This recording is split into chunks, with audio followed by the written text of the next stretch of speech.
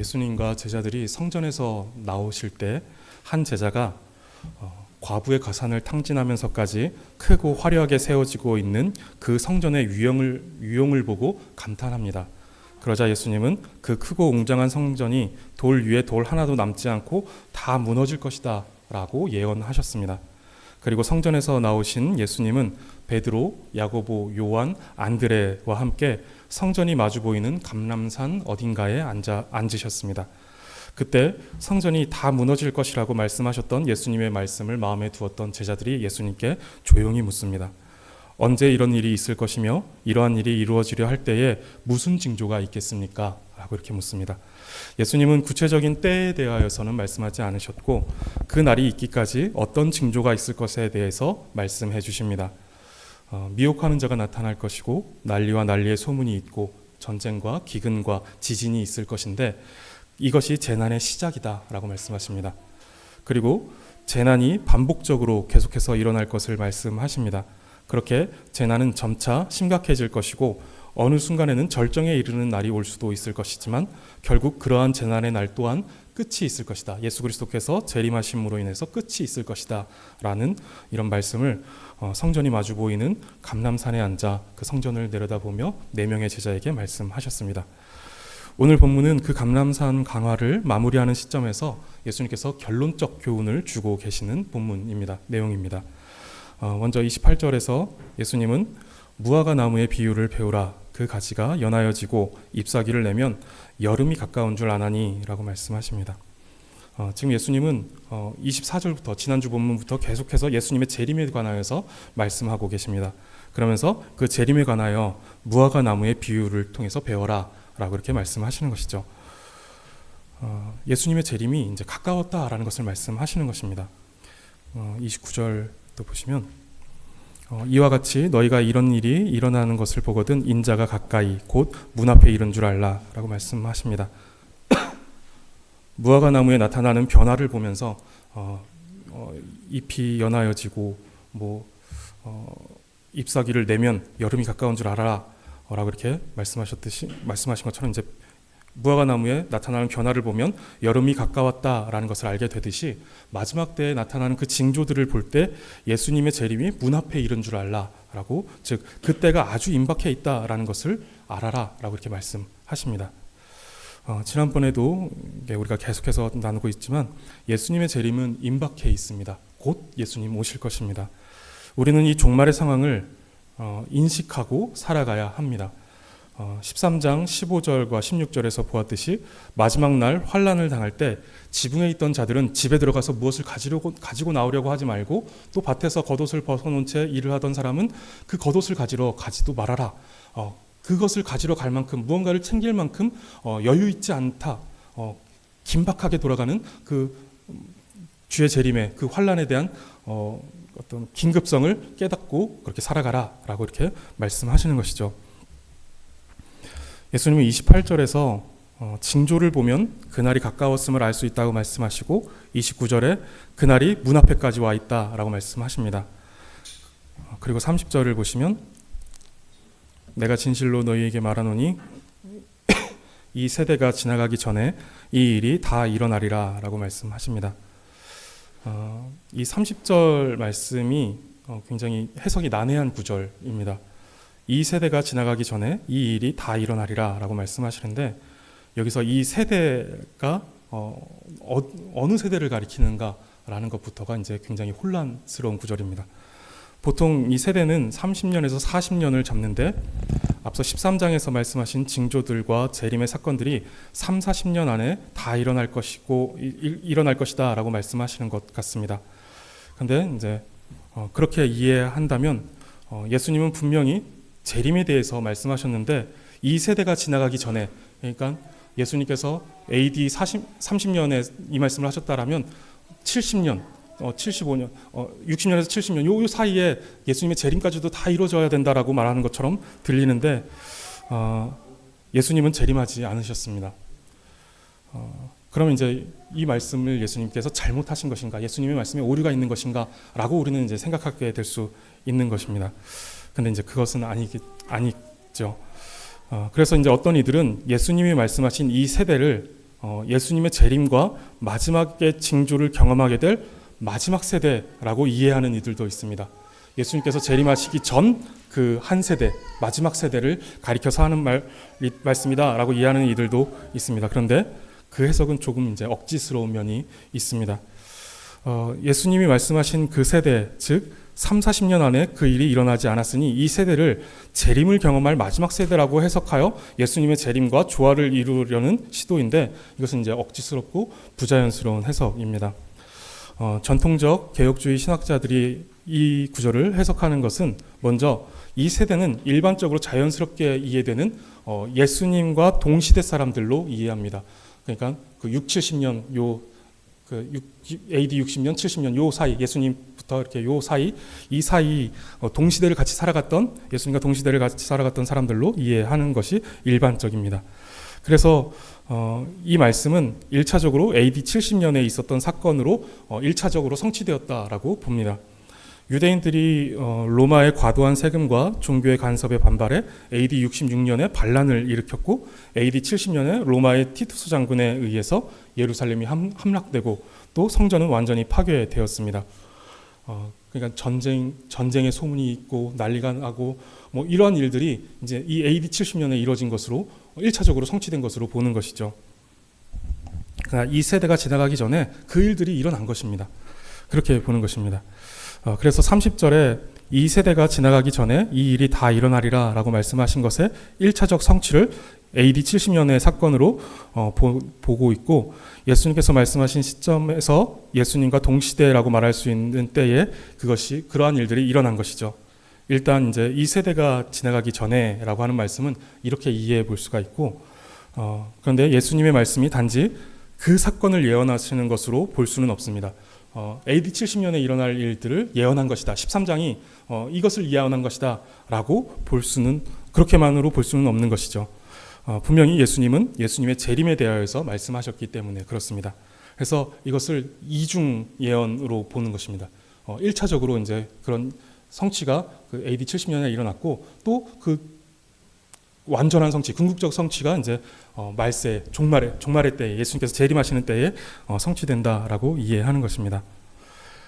그래서 30절에서 이 일이 다 일어나리라 라고 하는 것을 잘 해석해야 하는데, 이 말씀은 완전히 끝나다, 모든 것이 다 성취되다 라고 이해하기보다 그 세대 안에 이 종말적 사건들이 실제로 발생할 것이다 라고 이해하는 것입니다.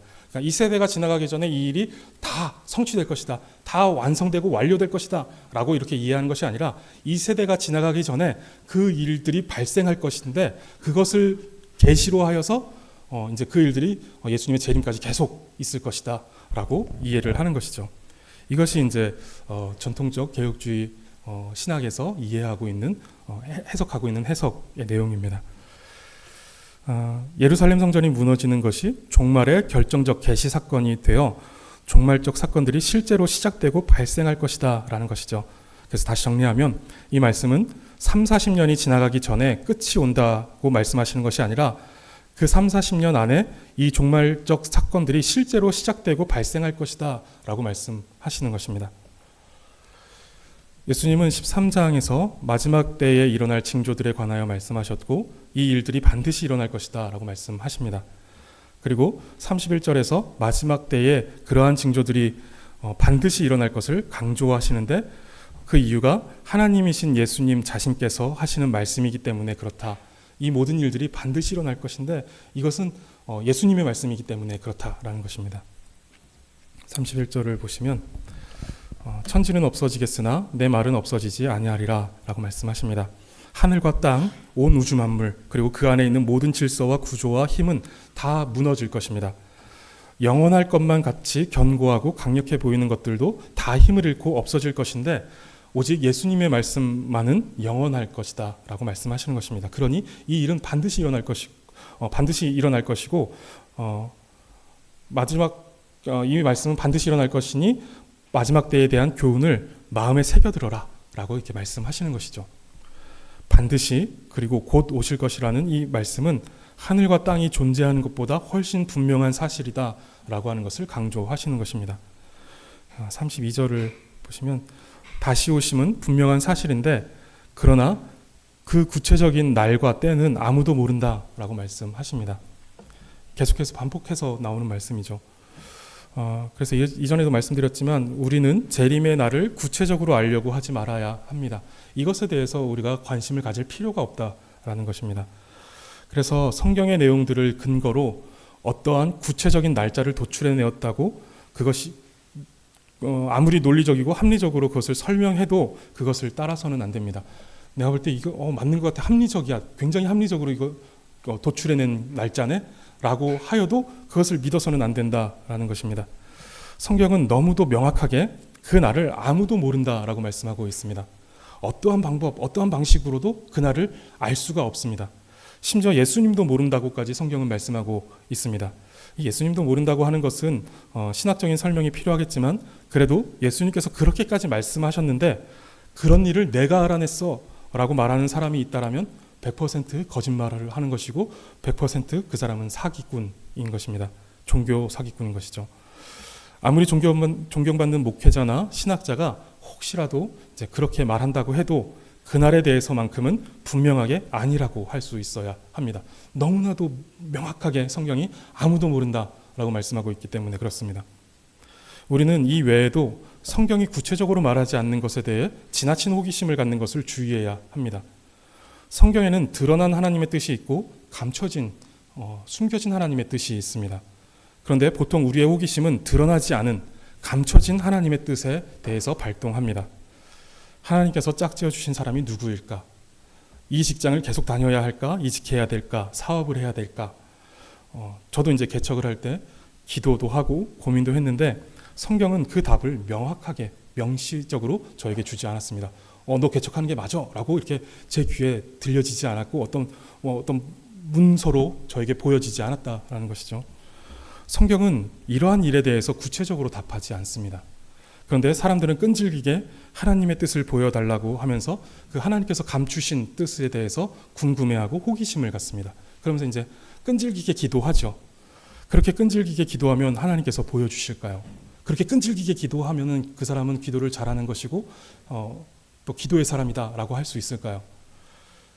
갈림길에서 어느 길로 가는 것이 하나님의 뜻이라고 분명한 음성을 그렇게 끈질기게 기도하는 사람에게 하나님은 알겠어, 알려줄게 라고 하면서 알려주실까요? 우리는 그런 호기심과 기대를 하지 말아야 합니다.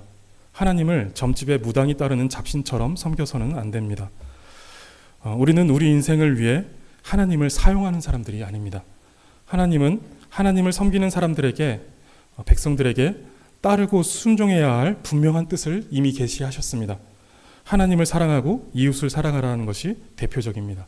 그렇게 살면 되는 것입니다. 누구와 결혼하고 어떤 직장을 다니는 것은 중요한 일이고 하나님의 인도하심을 구해야 하는 것은 맞지만 그 구체적인 내용은 우리에게 감춰진 뜻입니다. 코로나 때 하나님의 뜻이 무엇인지 많은 사람들이 궁금해했습니다. 하나님 왜 이런 무서운 일들을 우리에게 주시는 것입니까? 왜 이런 일들로 우리 사랑하는 사람을 잃어야 하고 또 두려워해야 하는 것입니까? 하나님의 뜻이 무엇입니까? 라고 이렇게 묻는 사람들이 많이 있었습니다. 하나님의 뜻이 무엇이었을까요? 그것을 명쾌하게 이야기하는 분 계신가요? 하나님께서는 무언가 뜻을 가지고 계시셨겠지만 숨겨진 하나님의 뜻은 우리의 알 바가 아니기에 숨기신 것이고 드러나는 하나님의 뜻인 하나님을 사랑하고 이웃을 사랑하는 것이 우리가 코로나 때에도 실천해야 하는 하나님의 뜻이었습니다. 그러니까 우리가 굳이 그 코로나 때에 하나님 왜 이 일을 우리에게 나타내시고 이러한 진노를 하신 것입니까? 하나님의 뜻이 무엇입니까? 라는 것은 우리가 알 필요가 없는 하나님의 숨겨진 뜻이었다라는 것이죠. 다만 이제 그 속에서도 우리에게 계시된 하나님의 뜻, 우리에게 알려주신 하나님의 뜻인 하나님을 사랑하고 이웃을 사랑해라 라고 하는 것을 우리는 그 코로나 때에도 실천해야 했던 것입니다. 순종해야 했던 것이죠. 내 짝이 누구일까? 그리고 하나님께서 알아보게 해달라고 기도하고 또는 구체적인 조건들을 나열하며 기도하기도 하는데 이런 기도는 주의가 필요하고 또 조건을 가지고 기도하는 것은 더 주의가 필요한데 이기적이고 탐욕스러운 기도가 되지 않도록 주의해야 합니다. 그렇게 말하죠. 구체적으로 기도해라. 너가 어떤 사람과 결혼해야 될지 그것을 구체적으로 놓고 기도해라. 죄송하지만 그렇게 기도할 필요가 없다라는 거예요. 그것이 우리가 어떤 기준을 설정해서 하나님 앞에 기도하기 시작하면 거기는 이제 우리의 이기적이고 탐욕스러움이 포함되기 때문에 그렇게 기도하지 않아야 합니다. 주위에서 현숙한 여인을 구하라 했으니 현숙한 여인이 어떠한 사람인지를 파악하는 것이 중요하죠. 말씀을 통해서 파악하고 그 사람을 놓고 기도할 수 있겠죠. 그런 현숙한 여인을 만나게 해달라라고 하고 또 현숙한 여인의 합당한 모습이 내가 갖춰지기를 그래야 나도 이제 현숙한 여인에 어울리는 사람으로서 현숙한 여인을 만날 수 있고 현숙한 그 여인도 그와 맞는 합당한 그 사람을 만날 수 있게 되는 그런 것이죠. 정말 진실되게 하나님을 사랑하고 이웃을 사랑하라는 하나님의 뜻에 순종한다면 우리는 숨겨진 하나님의 뜻과 섭리 안에서 선한 길로 인도함을 받을 것입니다. 하나님을 사랑하고 이웃을 사랑하는 사람은 그것이 이제 진실되게 실천하는 사람이다라고 한다면 그 사람은 그런 사람을 만나서 결혼하게 될 것이고 앞날에 대한 결정과 판단도 그 하나님의 계시된 뜻에 기반하여서 결정하게 될 것이고 판단하게 될 것입니다. 이웃을 사랑하고 하나님을 사랑하라라는 것이 내 마음속에 있는데 내가 다른 결정을 할 수가 없는 것이죠. 재림의 날과 때에 대해서도 우리에게 철저하게 감춰져 있습니다. 그러나 분명한 것은 그 날과 그 때를 기다리는 우리의 태도에 대해서 하나님은 그 뜻을 우리에게 분명히 말씀하셨다라는 것입니다. 그렇다면 우리는 감춰진 뜻을 파헤치는 불필요하고 불경건한 호기심을 멈추고 지금 우리에게 나타내신 하나님의 뜻이 무엇인지를 알아 그 뜻에 순종하며 살아가면 되는 것입니다. 33절을 보시면 주의하라 깨어있으라 그때가 언제인지 알지 못함이라.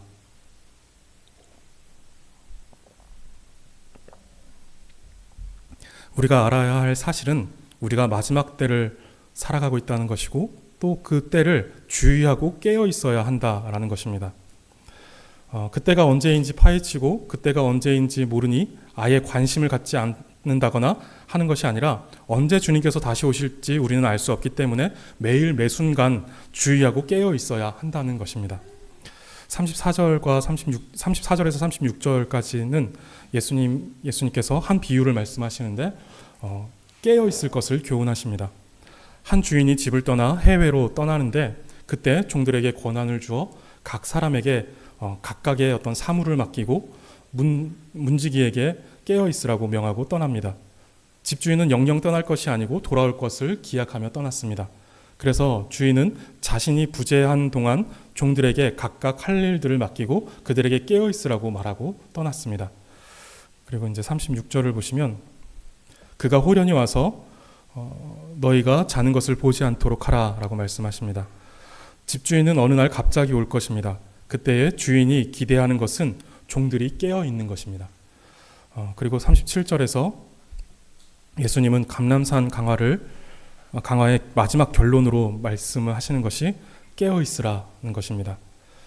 그리고 예수님은 이 말씀은 예수님 옆에서 이 말을 듣고 있는 4명의 제자만 아니라 모든 사람에게 하시는 말씀이라고 말씀하셨습니다. 즉 시간과 공간을 넘어 모든 세대와 모든 지역에 있는 사람들에게 말씀하시는 것입니다. 너무도 분명하게 드러내고 계신 하나님의 뜻이 있는 것이죠. 누구에게도 감추지 않으시고 누구에게나 모든 사람에게 드러내어 지키게 하시는 뜻이 있는데 깨어 있으라 라고 하는 것입니다. 이 마지막 때에 깨어 있으라. 오늘 본문에서만 이 깨어 있으라는 표현이 4번 등장합니다. 그 중에 원어로 같은 표현을 사용하고 있는 것은 34절, 35절, 37절 이 3번은 원어로도 같은 뜻을 말하고 있고 나머지 다른 하나도 의미상으로는 크게 다르지 않은 단어를 사용합니다. 성경에서 반복은 강조를 의미합니다. 그래서 2번만 반복돼도 우리는 그 말씀에 주의를 기울이고 그 말씀을 주의하여 살필 필요가 있는데 3번 또는 4번에 걸쳐서 반복하고 있다라는 것은 이것은 단순히 주의를 기울이는 것으로는 이제 모자랄지도 모르는 말씀입니다. 우리는 더 이렇게 마음을 다하여서 이것이 무슨 뜻일까? 하나님께서 이 말씀을 왜 우리에게 주시는 것일까라는 것에 대해서 우리가 생각해 봐야 하는 것이죠. 우리 신앙에 있어서 종말에 대한 인식과 준비가 얼마나 큰 비중을 가지고 있는지 알게 해주는 부분입니다. 우리가 신앙생활을 한다라고 할 때 이 마지막 때를 우리가 인식하고 살아가야 하고 또 그날을 준비하며 살아가야 하는 것이 우리 신앙의 굉장히 큰 부분이다라는 것을 이 깨어있으라는 것의 반복을 통해서 이 강조를 통해서 예수님께서 말씀하시는 것으로 우리는 받아들여야 하고, 그래서 우리는 우리의 신앙에서 이 종말을 기다리는 신앙, 종말을 준비하는 신앙, 이것을 우리는 큰 비중을 가지고 살아가야 신앙생활을 해야 합니다. 성도님들의 신앙에서 종말에 대한 인식과 준비가 차지하는 비중이 얼마나 되십니까? 얼마나 이 종말에 대해서, 주의 재림에 대해서 인지하며 살아가고 계십니까? 물론 우리가 하나님 앞에서 신실하게 살아가려고 하는 모습들이 다 깨어있으려는 애씀과 수고의 한 부분일 것입니다. 그런데 우리는 거기에 예수님의 재림이 반드시, 그리고 갑자기, 그리고 곧 올 것이다라는 긴장과 진지함이 더 크게 자리 잡고 있어야 합니다. 마태복음은 예수님께서 이 교훈을 마치시면서 재림을 기다리는 제자의 태도에 대해 말씀하신 것을 더 구체적으로 기록하고 있습니다. 마태복음 25장인데 세 가지의 비유를 말씀하십니다. 이 세 가지의 비유를 말씀하시면서 마지막 때에 우리가 성도로서, 제자로서 살아가야 하는 태도에 대해서 더 자세하게 설명하시는 것이죠. 이 세 가지 비유는 우리에게 아주 잘 알려진 비유입니다. 먼저 첫 번째는 열처녀 비유입니다. 5명의 지혜로운 처녀와 5명의 미련한 처녀가 등을 들고 신랑을 기다리고 있습니다. 그런데 신랑이 더디오자 다 졸며 잠에 들었습니다. 그런데 밤중에 신랑이 왔으니 맞으러 나오라는 소리가 들립니다. 그때 지혜로운 5 처녀는 등에 기름을 준비해 놓고 있었지만 미련한 5 처녀는 기름을 준비하지 못해 급히 기름을 사러 갔지만 돌아왔을 때는 이미 신랑이 와서 그 준비된 5 처녀를 데리고 혼인잔치에 들어갔고 그 혼인잔치의 문은 닫혀 있는 상태였습니다. 우리가 마지막을 준비하는 신앙은 어떤 사람들이 하는 말처럼 죽기 직전에 마지막에 믿으면 되는 것이 아닙니다. 그렇게 되지도 않을 것이지만 마지막을 살아가는 우리의 신앙은 늘 준비되어 있어야 합니다. 늘 준비되어 있는 신앙이어야 합니다. 농담 반 진담 반으로 하는 말 가운데 예수님은 비 오는 날 수요일 저녁에 오실 것이다 라고 말을 합니다. 늘 나가던 수요 기도회에 비가 와서 오늘은 좀 쉬어야지 하는 그날 예수님께서 오실 것이다 라고 하는 것인데, 한순간도 어떠한 이유로도 방심하지 말아야 한다는 것을 농담적으로 이제 누군가 말한 것 같습니다. 마지막을 살아가는 우리의 신앙은 한순간도 방심하지 말고 늘 항상 깨어서 주님의 오심을 준비하고 기다려야 합니다. 주님께서 언제 오실지 우리는 알 수 없습니다. 주님께서 오시는 날 주님을 맞을 준비가 되어 있는 성도님들의 신앙이기를 바라겠습니다. 그리고 두 번째로는 달란트 비유가 나옵니다. 주인이 타국으로 떠나며 종들에게 각기 재능대로 5달란트, 2달란트, 1달란트씩을 맡기고 주인이 이제 타국으로 떠났습니다. 주인이 떠나자 5달란트를 받은 종은 그것으로 장사하여 5달란트를 남겼고 2달란트 받은 종도 마찬가지로 하여 2달란트를 남겼습니다. 그런데 1달란트 받은 종은 조금 달리 행하였습니다. 그 달란트를 땅에 감추어 둔 것이죠. 오랜 후에 주인이 돌아와 종들과 결산을 하는데 5달란트 받은 종과 2달란트 받은 종은 그들의 충성됨에 대하여 칭찬을 받고 주인의 즐거움에 참여하게 되었는데 1달란트 받은 종은 악하고 게으른 종이라는 책망을 받고 바깥 어두운 데로 쫓겨나게 됩니다. 이 비유에서 우리가 마지막 때에 대하여 얻을 수 있는 교훈은 우리의 기다림은 능동적인 기다림이 되어야 한다는 것입니다. 가만히 주님 언제 오시려나 이렇게 넋놓고 있는 기간이 아니라 하나님께서 이 마지막 때에 우리를 이 땅에 보내신 이유와 목적, 그 사명을 분명하게 깨닫고 충성해야 한다는 것입니다. 본문 34절을 보시면 주인이 떠나면서 종들에게 각각 사물을 맡깁니다. 각각이라는 표현에서 마지막 때에 하나님은 우리 각 사람을 부르시어 각각에게 각각 사명을 맡기셨다라는 것입니다. 그것이 5달란트이든 2달란트이든 1달란트이든 그것은 중요하지 않습니다. 다만 그것을 받아서 얼마나 충성하였는가라는 것이 이제 우리에게 요구되시는 것입니다. 그리고 사무를 맡겼다라고 하는데 여기서 이 사무라는 단어, 마가가 지금 사무라고 하는 단어를 오늘 본문에서 사용하는데 34절에서 사용했는데 그 사무라는 단어는 일과 행위라는 의미인데 마가복음에서는 딱 2번 사용합니다. 마가가 2번 사용하는데 오늘 본문에서 한번 사용하고 그리고 다음 주에 우리가 살펴보게 될 14장 6절에서 사용하고 있습니다. 14장 6절은 한 여인이 값비싼 향유 옥합을 깨뜨려 예수님의 머리에 붓는 것을 보면서 사람들이 이제 향유를 허비한다라고 말할 때 예수님께서 그가 내게 좋은 일을 하였느니라 라고 말씀하시는데 이때 내게 좋은 일, 이 일이 같은 단어입니다. 딱 2번 사용하는 것이죠. 마가가 마지막 때 우리가 충성해야 하는 일이 모든 것을 다 바쳐 예수님을 섬긴 여인의 그 섬김과 관련이 되어 있다고 보고 있는 것입니다. 하나님은 우리에게 각각의 사명과 달란트를 주셨습니다. 우리는 이 사명과 달란트를 그저 땅속에 파묻어 두어서는 안 되고 모든 것을 다 바쳐서 예수님을 섬기는 일, 예수님께 헌신하고 희생하고 그렇게 예수님을 섬기는 일에 사용할 수 있어야 하는 것이죠.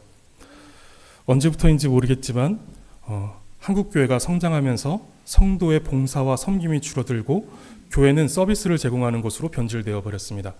봉사하여 하나님께 영광 돌리고 하나님의 일에 하나님의 교회를 섬기는 것을 영광으로 삼는 시대가 어느 순간부터 이제 지나가 버리고 교회는 나에게 은혜를 끼쳐야 하는 어떤 서비스를 제공해야 하는 찬양도 멋지게 인도해줘서 내가 은혜 받게 해야 되고 말씀도 아주 잘 전해서 나에게 은혜를 끼쳐야 하는 그런 어떤 서비스를 받는 곳으로 여겨지게 변질되어 버렸습니다. 교회에서 서비스를 기대하는 성도라면 그의 삶에서 하나님을 위한 섬김과 충성은 더더욱 기대하기 힘들 것이다 라고 생각이 됩니다. 저는 이제 교회가 너무 많은 일과 봉사를 하도록 하는 것에 대해서는 비판적인 생각을 가지고 있습니다. 불필요하게 잦은 모임과 지나친 헌신을 강요하는 것이 교회와 성도의 삶에 크게 유익하지 못하다고 생각하기 때문입니다. 그런데 그것이 헌신과 충성의 기회를 빼앗으려는 것은 아닙니다. 그래서 이 균형이 필요한 것이죠.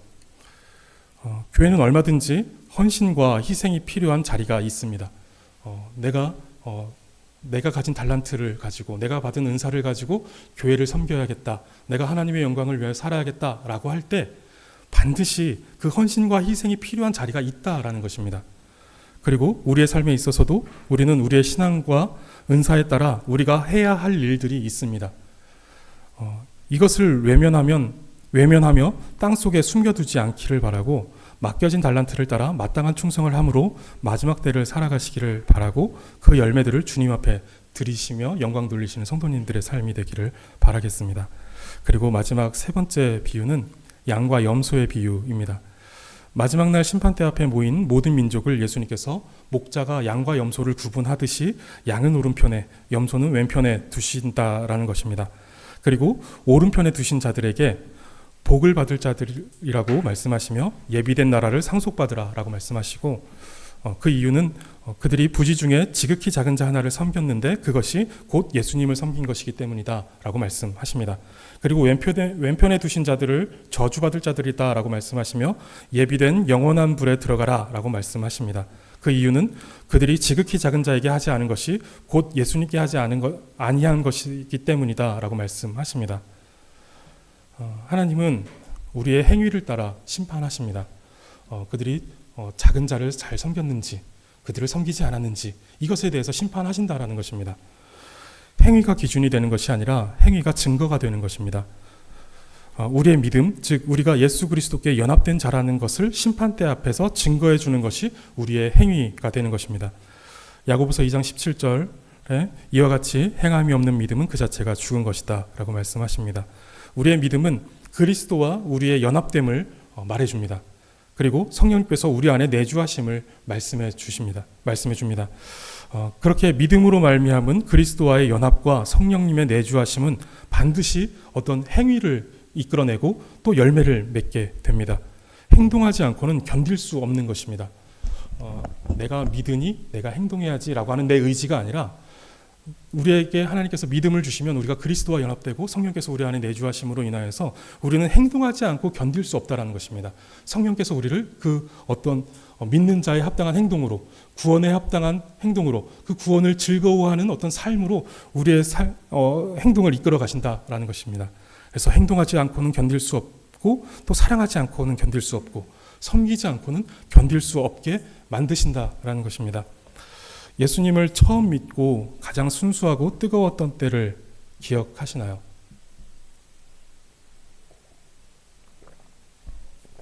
그때 성도님들 가만히 계셨나요? 아, 예수님이 믿어지는구나 하면서 가만히 계셨나요? 절대로 가만히 있을 수가 없습니다. 아무리 소극적인 사람이라도 무언가 하게 됩니다. 무언가. 하나님이 창조하신 세상이 너무 아름답게 보여서 길에 떨어진 쓰레기를 가만둘 수 없어서 그것을 주워가고, 하나님의 형상을 닮은 사람이 어려운 상황에 힘들어하니 지갑을 다 털어서 도왔던 그런 기억들이 있지 않으십니까? 이렇게 움직이게 하신다라는 겁니다. 누군가를 사랑하게 만들고 누군가를 섬기지 않고는 견딜 수 없도록 하나님께서 우리를 인도해 나가신다는 것입니다. 내가 착하고 내가 훌륭해서 그렇게 하는 것이 아니라 우리 속에 계신 하나님으로 인해 우리의 시선과 우리의 관심과 우리의 인식에 완전한 변화가 나타나는 것이죠. 새로운 사람이 되어 버리는 것이죠. 새로운 것들로 우리가 세상을 인식하고 바라보고, 또 무언가 새로운 어떤 인식 속에서 또 다른 관심을 갖게 되고, 새로운 관심을 갖게 되고, 그러면서 이제 우리의 삶의 어떤 변화가, 구체적인 변화들이 나타나게 되는 것입니다. 그렇게 선하고 아름다운 일들을 행하게 되고 사랑을 실천하게 되는 것입니다. 믿음은 사랑으로 드러납니다. 믿음의 역동성은 왕성한 사랑의 실천으로 나타납니다. 하나님을 사랑하는 것만 아니라 이웃을 사랑하는 일에도 적극적이고 역동적으로 나타납니다. 하나님을 사랑하는데 굶주린 아이를 보며 외면할 수 없고, 하나님의 말씀에 순종하고자 하는데 외로운 사람의 외로움을 방관할 수 없는 것입니다. 마지막 때 우리는 지극히 작은 자 한 사람을 섬기는 사랑을 실천해야 합니다. 그런데 이것이 단지 우리의 선함과 도덕성을 가지고 할 수 있는 일은 아닙니다. 우리 속에 있는 믿음이 그리스도와 연합되어 있고 성령께서 우리 속에 내주하신다는 증거로서 하나님을 사랑하고 이웃을 사랑하는 섬김과 태도로 나타날 것입니다. 더 성숙한 태도로 우리가 사랑하게 될 것입니다. 우리는 마지막 때에 이 믿음으로 이웃을 사랑해야 합니다. 소외된 자들, 가난한 자들, 절망 가운데 있는 자들을 꼼꼼히 살펴야 합니다. 우리가 그들을 섬기는 행위를 통해 하나님은 우리 속에 함께 하시는 그리스도를 보실 것입니다.